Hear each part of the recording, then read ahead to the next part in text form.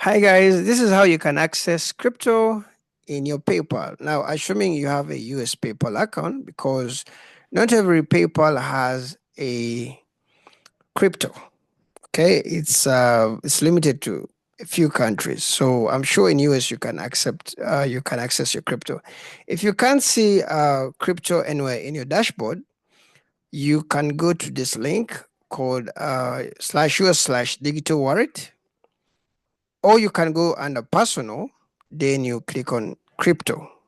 Okay, though this option usually goes off when you log in, so it's easier maybe if you kind of have another tab, then you go to personal on your US PayPal account, then you click on crypto, then you log in. Now if that is hard, what I do is I just go to Google, then I say crypto with PayPal. Okay, then I do that. Then probably you see a link here, buy and sell crypto. Then you click on it.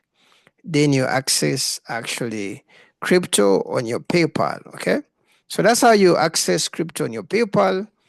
And if you like this video, please subscribe or like the video, and I'll see you in the guys in the next video. Okay, bye bye.